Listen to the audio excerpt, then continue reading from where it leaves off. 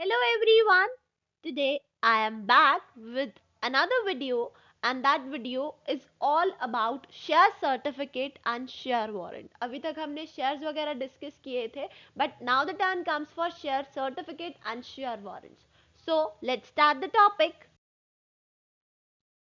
So now comes the turn for meaning of share certificate. तो share certificate we all know. Certificate basically क्या होता है कि जैसे एक written proof होता है, written document होता है किसी भी चीज के रिगार्डिंग. सपोज हमें स्कूल में किसी कंपटीशन के सर्टिफिकेट्स मिलते हैं तो वो एक written document होता है जो एक प्रूफ की तरह एक्ट करता है कि जी this person has handled or this person has held this much of like position in this particular competition. It means that तो सिमिलरली शेयर सर्टिफिकेट भी एक रिटन डॉक्यूमेंट होगा, एक रिटन प्रूफ होगा जो कौन इशू करेगा, कंपनी इशू करेगी. किसको इशू करेगी? टू शेयर होल्डर जिसने शेयर्स को खरीदा है.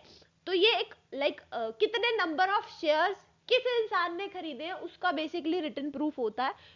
कितने शेयर्स की, कितने अमाउंट के शेयर्स की उस कंपनी की ऑनरशिप जो है वो किस पर्टिकुलर पर्सन के पास है, इस चीज को स्पेसिफाई करता है शेयर सर्टिफिकेट. तो इसको आप एक रिसीट भी मान सकते हो कि सपोज अगर किसी शेयर होल्डर ने किसी कंपनी के शेयर्स को खरीदा है तो जब तक जैसे उसे शेयर सर्टिफिकेट मिल जाएगा तो वो शेयर सर्टिफिकेट ही एज अ रिसीट वर्क कर सकती है for the person that he is holding that much amount of share और stake in the company. Now the turn comes for contents कि जो शेयर सर्टिफिकेट है उसमें क्या क्या कंटेंट्स होते हैं या बेसिकली क्या क्या चीजें मेंशन होती है. तो सबसे पहले कंपनी का नाम मेंशन होगा. Then of course the company के जो रजिस्टर ऑफिस है उसका एड्रेस मेंशन होगा. जो आपका सीरियल नंबर है शेयर सर्टिफिकेट का वो मेंशन होगा. एंड ऑफ कोर्स जो शेयर होल्डर्स हैं उनके नेम, एड्रेस और डिटेल. जैसे पर पर्सन, पर शेयर होल्डर, जो हर पर्टिकुलर पर्सन अलग शेयर होल्डर होगा और हर एक शेयर होल्डर का अलग अलग सर्टिफिकेट होगा तो उस पे उसी कॉरेस्पॉन्डिंग या उसी रिलेटेड शेयर होल्डर का नाम, एड्रेस और बाकी डिटेल्स होंगी. एंड ऑफ कोर्स कि the number of shares acquired by the share holders कि एक शेयर होल्डर कितने शेयर हेल्ड करता है, कितने शेयर्स एक्वायर किए हैं. And distinctive number of shares कि शेयर का क्या क्या नंबर है वो सब चीजें भी मेंशन होंगी. कौन से लेवल के, कौन से टाइप के शेयर्स है वो मेंशन होंगे. और उन शेयर्स की जो मॉनेटरी वैल्यू है उसका वर्थ क्या है वो चीज मेंशन होगी. And the amount paid up for each share कि हर एक पर्टिकुलर शेयर के लिए कौन सा अमाउंट हमने पे किया है. एंड जो सर्टिफिकेट कहाँ पर इशू हुआ है और कहाँ पर किस डेट को वो सर्टिफिकेट इशू हुआ है ये सब चीजें मेंशन होगी. ये तो जैसे किसी भी कॉन्ट्रैक्ट में या कोई भी रजिस्ट्रेशन फॉर्म भी अगर हम लोग फिल करते हैं तो वहां पे भी हम लोग डेट और प्लेस मेंशन करते हैं. And of course at last revenue stamp की एक रेवेन्यू स्टैम्प भी मेंशन होगी as a proof. Now the turn comes for provisions that are related to share certificates की शेयर सर्टिफिकेट से रिलेटेड कौन कौन से प्रोविजंस है. तो सबसे पहला प्रोविजन है board meeting and allotment of shares.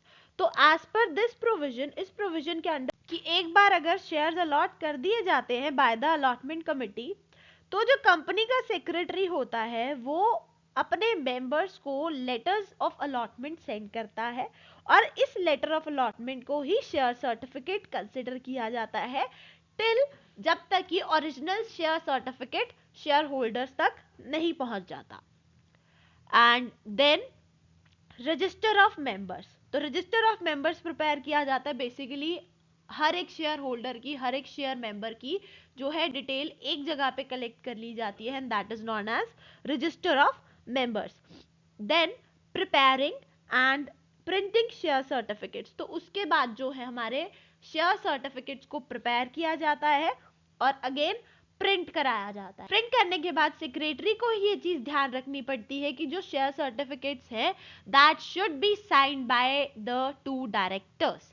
And then intimation and dispatch of share certificate. Share certificate का डिस्पैच कब हुआ, कब शेयर सर्टिफिकेट को कंपनी से शेयर होल्डर्स तक पहुंचाया गया और किस तरह से जो है वो इंफॉर्मेशन शेयर होल्डर्स तक पहुंचाई गई.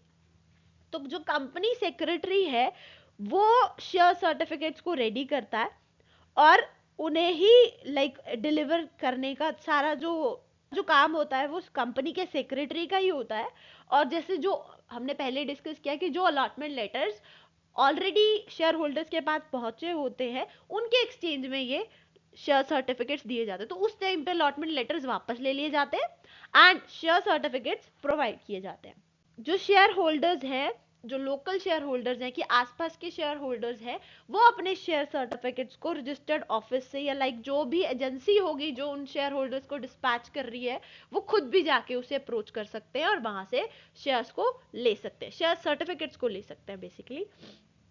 Penalty for breach and issuance of share certificate, कि सपोज अगर शेयर सर्टिफिकेट इशू करने वाला जो सिस्टम है उसमें ब्रीच हो जाती है, मतलब वो सिस्टम या जो वो शेयर होल्डर तक शेयर सर्टिफिकेट पहुंचाने का जो एग्रीमेंट है, कॉन्ट्रैक्ट है, वो टूट जाता है, अब बेसिकली शेयर सर्टिफिकेट नहीं पहुंच पाता, तो उस केस में पेनल्टी चार्ज करती है कि अगर कंपनी की कोई भी डिफॉल्ट हो जाती है कि वो शेयर सर्टिफिकेट को नहीं इशू कर सकते हैं तो उन्हें कुछ ना कुछ फाइन पे करना पड़ता है, और वो फाइन जो है 25,000 से 5 लाख के बीच में होता है इंडियन करेंसी के हिसाब से।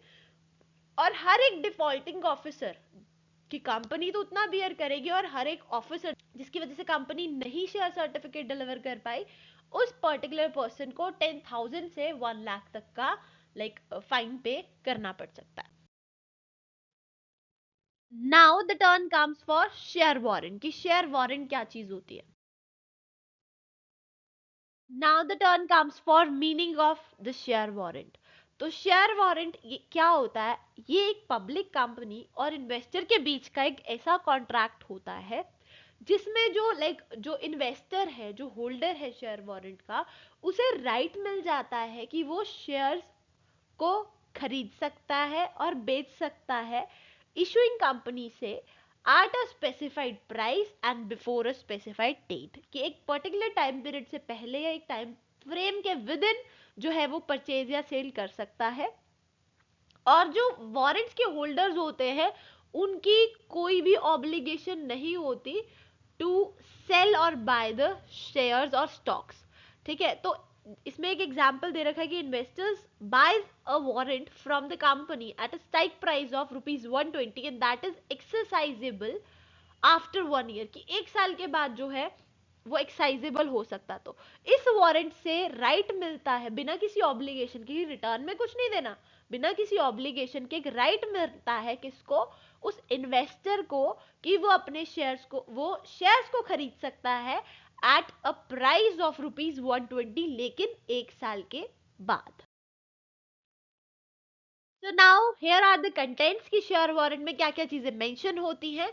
तो कंपनी का नाम मेंशन होता है, कंपनी के रजिस्टर्ड ऑफिस का एड्रेस मेंशन किया जाता है, जो हमारा वारंट है उसका भी सीरियल नंबर जैसे शेयर सर्टिफिकेट में होते हैं, तीनों चीजें वहां से सिमिलर है। नंबर ऑफ शेयर्स कितने हैं वो मेंशन होगा, शेयर्स की क्या क्या वैल्यूज है वो भी मेंशन होता है, एंड ऑफ कोर्स कि वारंट को किस दिन इशू किया है वो चीज भी मेंशन होगी, एंड सिग्नेचर्स भी होंगे, या तो 2 डायरेक्टर्स के होंगे या फिर एक डायरेक्टर और एक सेक्रेटरी का होगा, एंड कंपनी की कॉमन सील भी होगी। Now here are the conditions for the issue of warrant, कि बेसिकली जो शेयर वारंट्स है वो किन कंडीशंस के अंडर इशू किए जा सकते हैं, क्या क्या चीजें नेसेसरी होती है for the issue of share warrants. तो सबसे पहले कि सिर्फ और सिर्फ public company share warrants issue कर सकती है, कोई भी प्राइवेट कंपनी शेयर वारंट्स को इशू नहीं कर सकती, एंड हर एक पब्लिक कंपनी के भी आर्टिकल्स ऑफ एसोसिएशन ये चीज अलाउ करते हो, ऑथराइज्ड हो कि हम अपनी कंपनी में शेयर वारंट इशू कर सकते हैं। एंड जो शेयर्स हैं that should be fully paid up, जैसे हमारा स्टॉक में केस था, शेयर्स इन स्टॉक में, and the approval of central government is necessary, central government के अप्रूवल के बिना you can not go for issue of any kind of share warrant. So here are some of the merits, क्या क्या merits है, क्या क्या फायदे हैं शेयर वारंट के। बेसिकली जो शेयर्स हैं जो वारंट में मेंशन होते हैं that are transferable by mere delivery of the warrant, की वारंट को ही अगर आप डिलीवर करा दे तो दैट्स इट, यहाँ पे आपको रजिस्ट्रेशन की जरूरत नहीं पड़ती, तो आपको एक लॉन्ग प्रोसीजर कैरी आउट नहीं करना पड़ता। एंड देन कि ये एक नेगोशिएबल इंस्ट्रूमेंट है. सपोज जहां से पास ऑन हो गया, जिसके पास चला गया, that person is the owner. So someone who purchases the share warrant in good faith and without negligence gets a better title than that of the transferor. And banks accept share warrants as a security for loans. आप as an collateral security भी share warrants को deposit कर सकते हो banks में. तो जो company है वो फ्यूचर डिविडेंड्स भी प्रोवाइड करती है bye attaching dividend coupons with the share warrant. Share warrant पे डिविडेंड कूपन भी अटैच करके उसके ऊपर फर्दर जो है रिटर्न जनरेट कर सकते हैं investors. Here are some of the demerits of share warrants.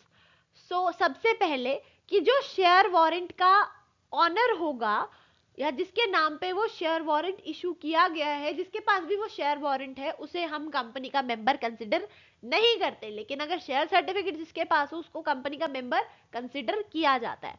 तो जो हमारा नेक्स्ट पॉइंट है दैट इज कि जो शेयर वारंट है it is an bearer instrument, कि जिसके पास भी होता है वो उसका ऑनर बन जाता है, वो पर्सन उसका ऑनर बन जाता है. तो सपोज अगर आपके पास शेयर वारंट है और वो शेयर वारंट कहीं गुम हो जाता है तो अगेन जिस पर्सन के पास वो पहुंचेगा या जिस पर्सन ने वो चुराया है that person would be the owner, not you. So ये एक इसकी डीमेरिट है. Then company should be very careful while printing and keeping them in safe custody because it is a bearer instrument. And of course share warrant पे जो stamp duty लगती है वो बहुत ज्यादा एक्सपेंसिव होती है, बहुत ज्यादा महंगी होती है.